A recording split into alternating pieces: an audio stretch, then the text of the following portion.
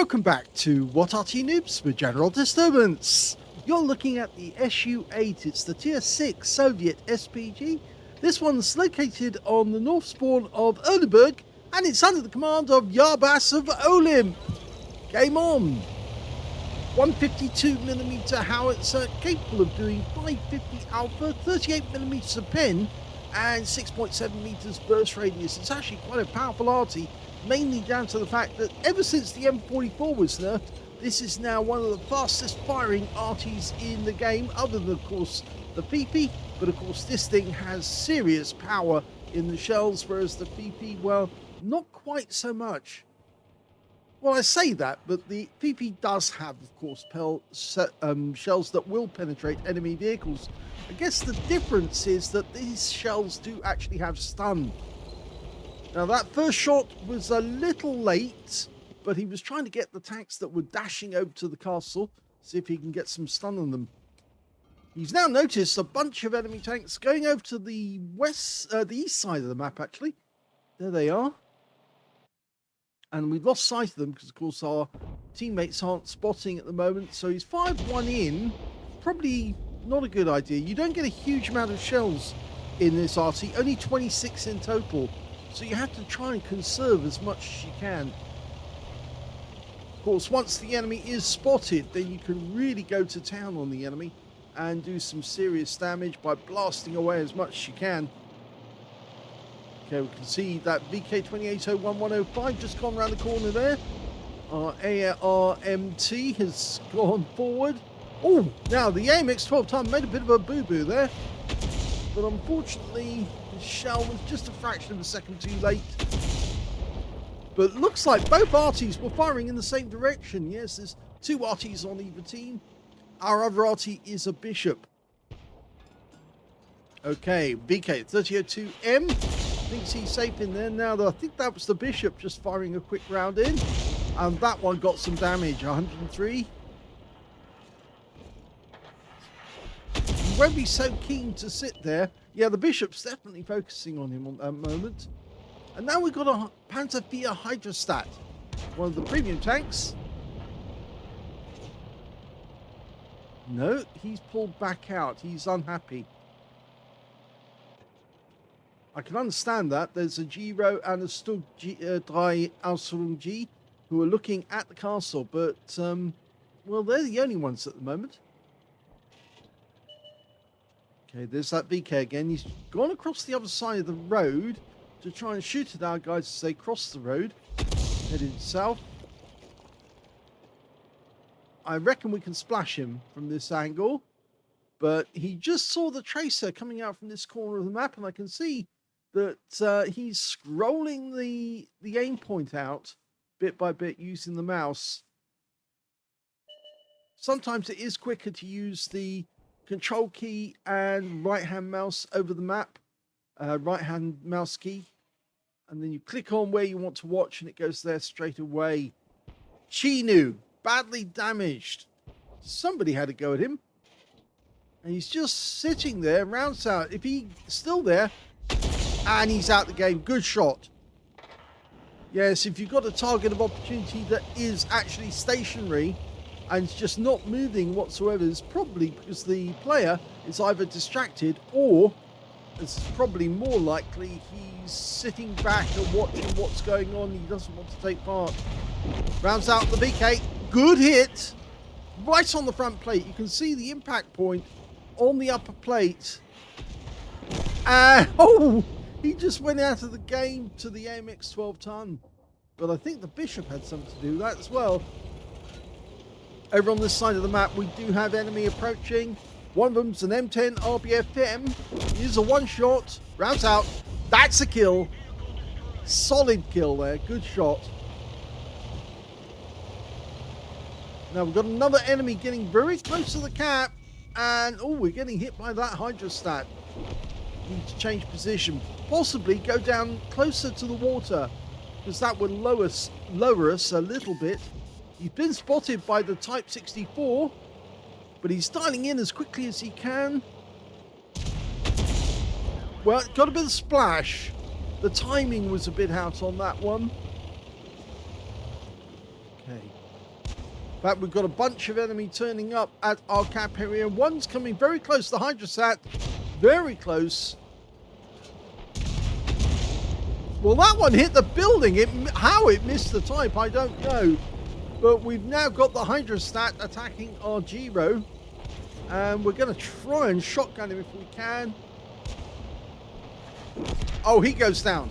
We don't have to worry about him. Well, amazing that we survived that attack on the cap, because there were so many enemy tanks just around our cap area. And, well, he managed to help as much as he could. Yarbas going for the Panzer IV F2. Rounds out. Oh, just short. But it is using the ret for cover, and that's the same mistake that GNU made, because, of course, he's staying stationary when he should be active. And I think that, yes, he's just adjusted the aim a little. Rounds out. This should be a kill. Oh, it fell short again. Wargaming, what are you doing?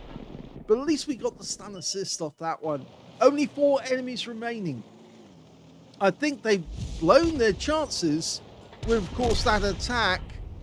They've just lost their Stugbrei Ausrung.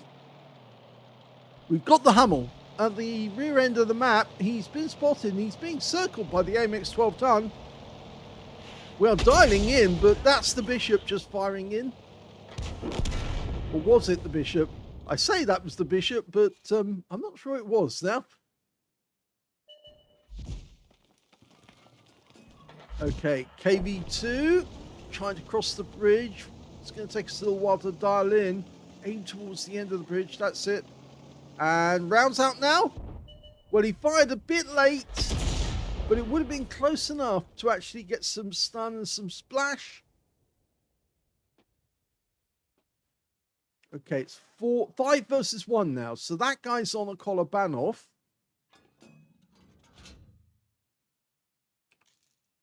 No sign of him.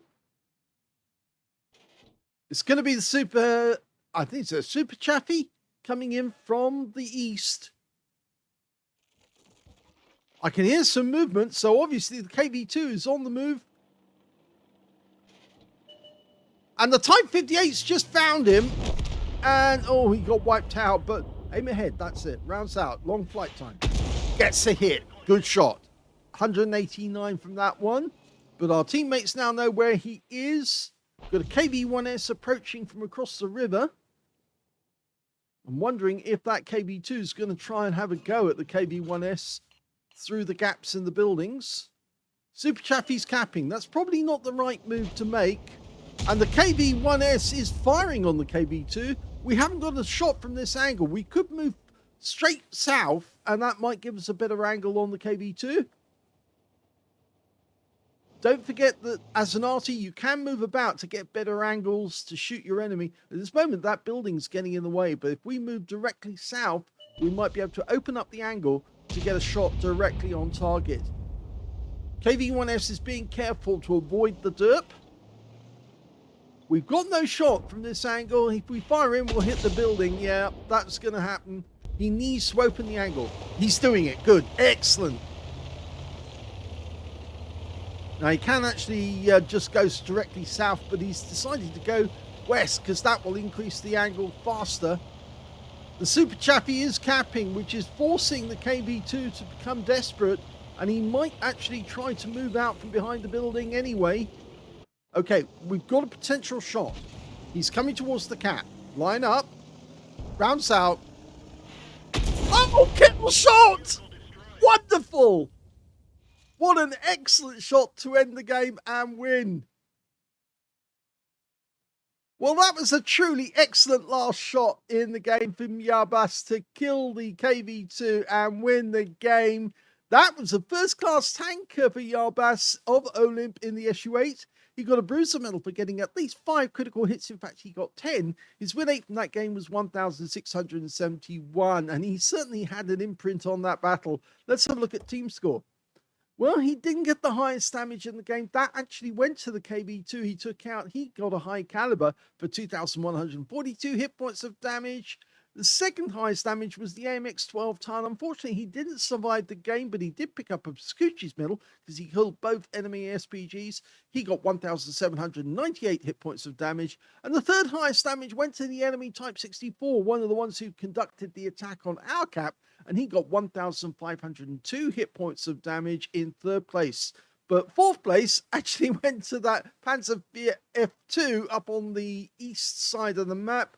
And in fifth place, yes, we can actually see that Yarbas was following him with 1,051 hit points of damage. When it came to kills, though, it was the AMX-12 Tan. He was zooming all over the place. He got 4 kills in that game. 3 kills went to Yarbas in second place. 2 kills went to the Super Chaffee, the Stug 3 Aslains, the KV-1S, and on the enemy team, their KV-2, their Type 64, their Panzer F2, and their M10 RBFM. So a lot of players in joint third place, you could say, but yep, Yarbas is definitely in second place. When it came to base XP, he's second place here as well, because the Super Chappie managed 1,006 base experience points, the only player to get over 1,000. But Yarbas was just behind him with 913, and the third place man was the AMX-12 Tan, who got 862. Yarbas fired 16 rounds. That's a decent amount of ammo expended to try and get some serious damage. He got 4 direct hits on the enemy, no penetrations, but 12 splash. I'm afraid RNG was a little unkind to him on at least a couple of occasions. The shell landed short, and he didn't get anything out of it, but luckily, in the end, the shell fell exactly where it needed to go. And I guess the wargaming computer said, yeah, that KV-2's got to go now. And even though it's a blown reticule, that is, it was that he hadn't fully dialed in, the shell went straight to the target, landed on the back of the turret, and that was the end of him. 1,051 hit points, of which 1,037 were at more than 300 meters. So you can see there was a close range shot. That was the M10 RBFM. He was very close when he died. 2 hits received. 1 was penetration, 1 non-penetration. And yes, again, he was lucky because he survived the Panzer IV Hydrostat and the assault by that Type 64. 7 enemy vehicles were damaged, 3 were killed, 105 hit points of damage assist. I think that was track damage, or maybe no, there's the stun damage, 1,068 of stun damage off 9 stuns, so that must have been track damage. He earned a profit of the game of 21,883 credits, and he got 6,849 experience points because he's got a reward for mission completion. So the first game in this double feature is a win and a nice little first class with a significant effect upon the end of the game, because I did worry that KV-1S might be outfought by the KV-2. After all, he was their best player actually in the game. But let's have a look at the second battle and see how Yarbas gets on in that one. In the second feature, we're on the south spawn of Murovanka, and directly behind Yarbas is a Burt. Game on! Again, 2 Arty on either side. The enemy team's got an AMX-13F3 as their tier 6, and an SU-8. It's a tier 7 game with tier 5 tanks in it. Now, other good thing about this Arty is it's reasonably fast, actually, 48 kilometers an hour. It's not quite as fast as an M44, but it's the fire rate that really counts.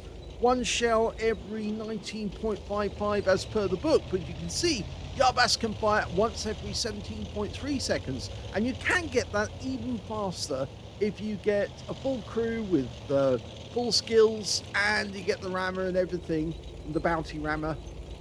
Certainly can reduce the time. Okay, he's ready to go. Enemy tank spotted over in the Magic Forest. It's a Type 64 scouting. He's trying to line up the shot. That looks good.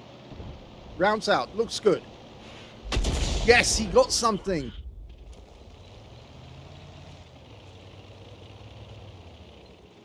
Now, he is right over the west side of the map. I guess he's going to have a go at some of these tanks over here. Oh, that SU-85. Oh, Now that was interesting. The Birch has got the kill on the SU-85. We're going to go for the Churchill Dry. Or Churchill Dry. Churchill 3. Oh dear. I'm saying too many German words, aren't I? That is a Churchill 3. The Soviet Churchill. Oh, direct hit from the Burt again. Oh, he sounds like he's a hot player. Okay, we've got a box tank here just around the corner. We might be able to get a shot on him, but that DSPZ over there in the corner, he looks a much meatier target to go for. Well, I say meatier, but he's lightly armored, so obviously more damage. M10 RBFM at the back. Yep, definitely worth getting him. He gets a bit closer. There's the M10.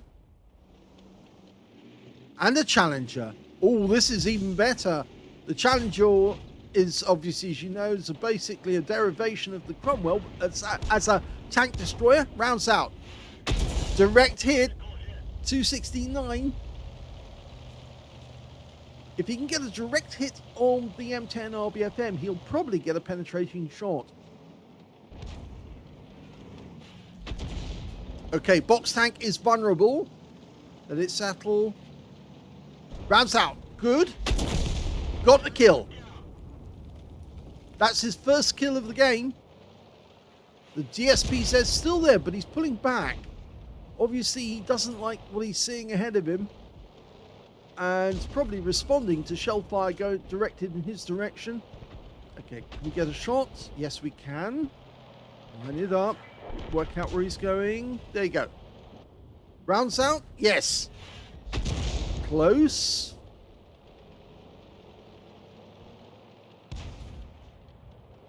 Now, he's not stunned or anything, but the stun doesn't last very long on this Arty. And the DSPZ goes down to the CC56. Okay.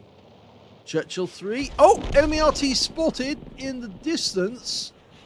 And it looks to me like he's somewhere in B1 or A1.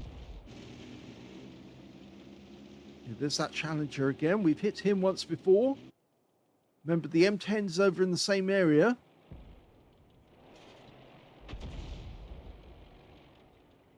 Would not be surprised if that M10 was in the set of bushes to the left, not the ones here.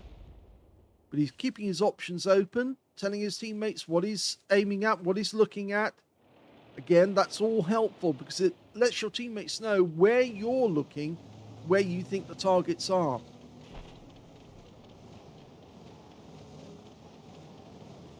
Okay, could lob a shell down. I like this. He's using the overhead view to actually judge exactly where the shell fall is likely to be.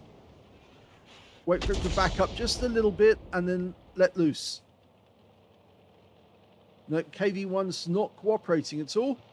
The M10 has actually switched positions. He's gone over to the west side now. Let it settle. Okay, looks good. Rounds out. Got him! Excellent!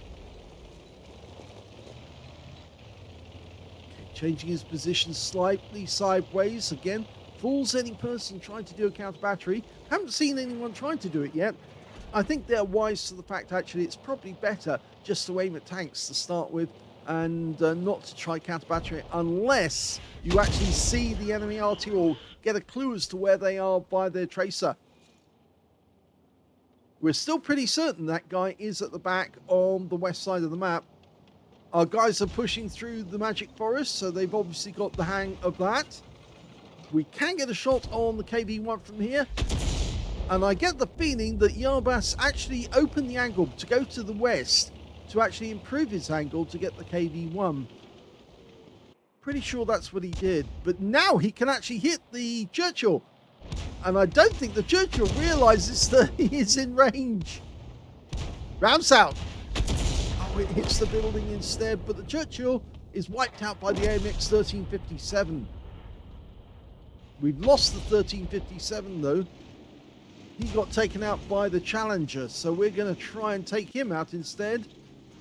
Lined up. There, he's tracked. Rounds out. Oh, went to the west. Slightly to the left.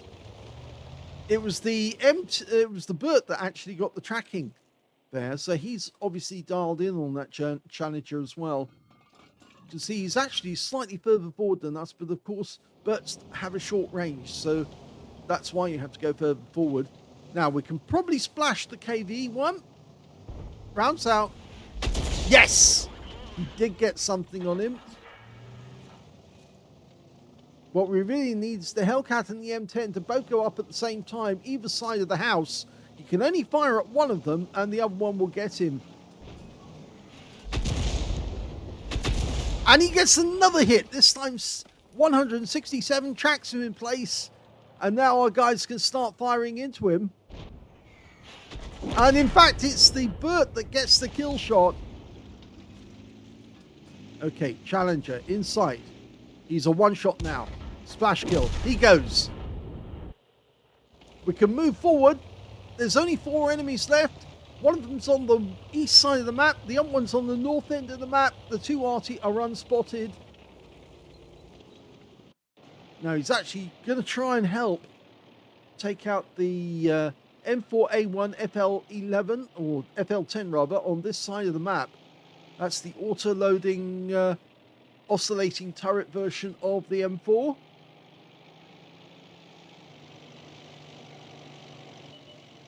There he is. He's actually behind him. Now, can we get a shot? Rounds out. Looks good. Yes, very good. It sounded like a direct hit. And now the FL10 is actually in a dangerous position, and he's suddenly retreating because he realizes that's a Jackson 90mm gun. He's only got a 75mm, but rounds out. Oh, he got him! He got him with a blind shot. He worked out his track, and he's now taken out one of the enemy tanks. Now, they've killed one of the Arty in the corner. Now they're going for the Giro. The FV304, the Burts move forward. The Giro's just behind the cap area. Okay, now we're dialing in. There's the Giro. Rounds out.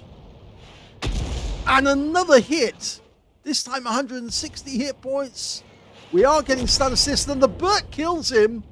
And that means now there's only one enemy left. It's the SU-8 on the enemy team. And yes, they think he's over in the northeast corner of the map in grid square A9.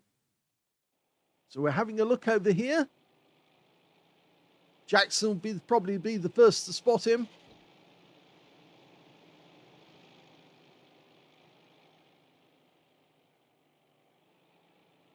Amongst the bushes.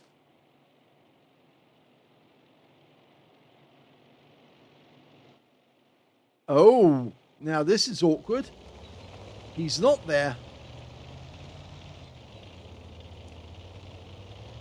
Well, they did kill the AMX-13 F3AM on the west side of the map. That was the Arty that was firing from A1. So the one that we saw the tracer for during the battle. But now it means... Oh, we've platooned with the Burt, and we've both got 3 kills. So there's possible brothers in arms from this game. Okay, we're going to drive forwards and see if we can find him. The SU-8 might have actually driven all the way south to try and get away and hide in the corner. He obviously won't try to cap because there's just no point. It would only draw everyone to him. It might draw our guys away from the cap, but I suppose all one of our guys needs to do is stay in the cap. The Jackson, say, for instance, and then the M10 RBFM could go after him. Well, I guess that we are going to cap as well, try and help out.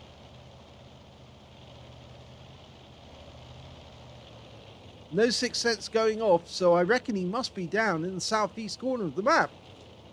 He must have got through the magic forest somehow without being spotted.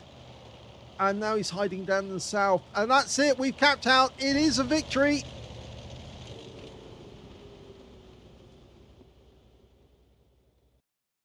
Here's the end of battle stats, and that was the second-class tanker for Yarbas of OLIMP in the SU-8. He got a bruiser medal for getting at least 5 critical hits. In fact, he got 12. And he got a Brothers in Arms because he was in platoon with the Burt on his team. They both managed to get 3 kills each, and that gave them the Brothers in Arms award. The win rate was higher this time than the last battle, 2,697 in this one. If you remember the previous game, he got 1,671. Even though he got a first-class tanker, in this game, he had much more effect. And yes, he actually did rather well, got the medals. He didn't get the last kill of the game, as he did in the last one, but at least he had the satisfaction of it being a very good game because he had a big input. We look at team score, we can see he definitely got the highest damage in the game, but he didn't get 20% of the enemy hit point, and that's why he didn't get the high caliber. He only got the Brothers in Arms, and so did the Burt. The Burt was second on damage with 1,498. They were very close in damage, and in fact, you could see the shells from the Burt coming in and hitting the targets, the same targets that Yarbas was after, and that I find happens a lot if you use the T key to indicate your target during battle. If you tell your teammates that that's the target I'm going after, and the other guys focus on the same tank, then all of a sudden that tank gets overwhelmed with shells coming in from every direction, and it just becomes impossible for them to stay alive for very long. And I found that very often in very high tier games, you're actually directing the battle. You're the Arty, but you're actually directing the battle because you're telling everyone where they've got to aim their shells, who they've got to go after next. And you're putting the shells in there to stop them, to slow down the enemy targets, and then your teammates are just shredding them with shells from every direction until they fall down. Well, the Burt got the second highest damage. Third highest damage went to the AMX-13F3AM on the enemy team. He got 1,293 hit points. When it came to kills, though, look at this. 3 players got 3 kills on Yarbas's team. So he's tops on this game. The Burt managed to get 3 kills. So did the P43, but he didn't survive the game. And when it came to base XP, we can see it's the M10 RBFM who did the best with 822, followed by the AMX-13F57 who managed to get 812. And in third place, we got Yarbas with 780. So he got the top in 2 columns in damage and kills, but just missed out on base XP on this game. He got 16 direct hits. So it's funny because that's the exact same number that he fired on the previous game. Well, shots fired rather. 6 direct hits on the enemy, 11 splash. Damage 1,524. So he did more damage this game than he did the previous. And all of it at more than 300 meters. Damaged 8 of the enemy, killed 3, so missed out on getting that Confederate by just 1 tank. 107 hit points of damage assistance and 150 hit points of stun assist off 8 stuns. So probably the reason why he didn't get a first class rather than a second class was there was just not enough stun assist off this game. On a premium count, he actually made 34,763 credits from this game. And he also took away 5,265 experience points after getting a bonus on the mission completion. So 2 great games there by Yarbas of OLIMP in the SU-8, which is one of the favourite Arties now for players who like the M44 before, but you can still play the M44. It's just a bit dull compared to what it was before. Of course, the first game on Erlenberg, which was kind of hectic at the start, where not at the start, but when the enemy attacked our cap area, and you didn't know what was going to happen next. But the second game, that was much better indeed. And that from the position Yarbas was in, he was able to make a decent effect upon the battle. Didn't get the last kill of the game, but certainly it was a good game all the same. Hope you enjoyed both those replays. I do have another video coming up featuring Yarbas, actually. He actually took out the 212A. So we've got 2 replays featuring the 212A coming up, so do stick around for that. If you enjoyed this one, give it a like. Do subscribe to our channel. Leave a little comment down below because it feeds the algorithm. And thank you for watching.